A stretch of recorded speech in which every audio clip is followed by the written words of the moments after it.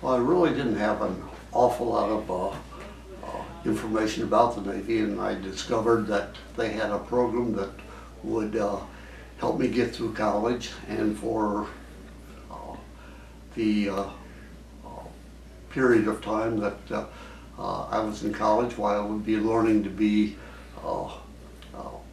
in the Navy and what the Navy was about, with a lot of different experiences. I went to Ohio State University, where I eventually got a degree in electrical engineering. It was a 5-year program. First 4 years I was involved with the Naval ROTC program, which involved an 8-week cruise, 2 summers, and actually I was on the Norris twice. My parents had dropped me off in Norfolk, Virginia, getting ready for this midshipman cruise. As a third-class midshipman, I was basically a deckhand on board the ship. There was a lot of learning involved with it. We didn't do just that. We studied various aspects of the ship, the mechanics of it, the guns. We fired 40mm guns, which were on board at that point in time, but not when I came back 5 years later. Just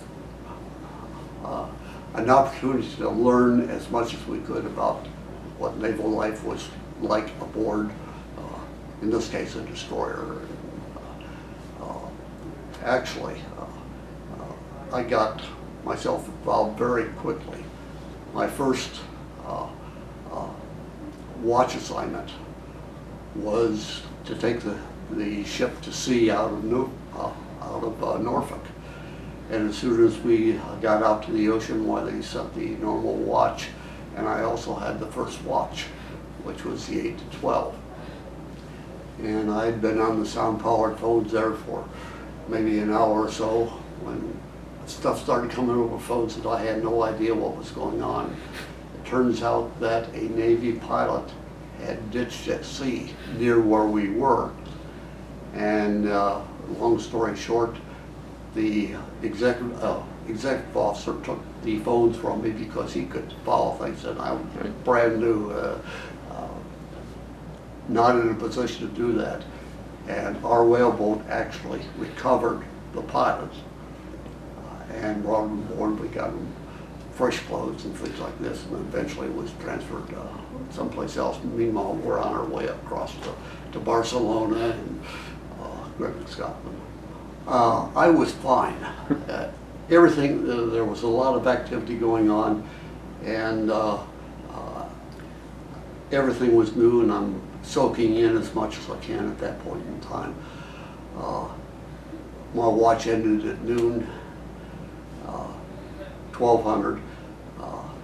I left the bridge 2 levels above the main deck, got down to the main deck, and discovered all the midshipmen lined up against the rail, and they were all seasick. At that point in time, plus the crew helping me out by talking about greasy pork chops and a few other things. But I discovered that once you got over the first wave of it and so forth, didn't matter what happened, why, you were good to go. And that was just a short-term experience. I had no idea, didn't know what was going on. First Division's sleeping quarters, which were up forward. First Division must have gone someplace else, but anyway, we had our own head,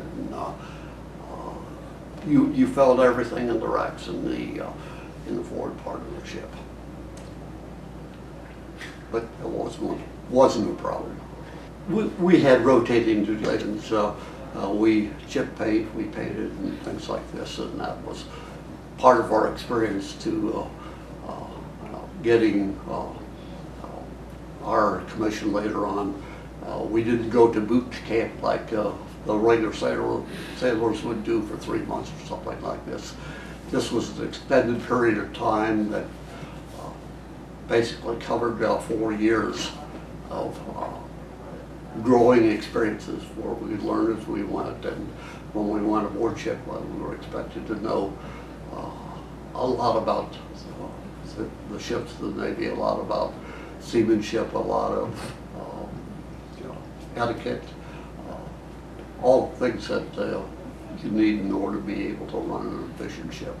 And another summer, why it was a 6-week cruise where we went to Little Creek, Virginia and Corpus Christi, Texas. The first place was Marine training where we operated landing craft, did a lot of marching, got in good physical shape. By the time we got done with Corpus Christi, I was probably in the best shape I'd ever been in my life. There we got to fly jets, seaplanes, again a lot of marching and things like this.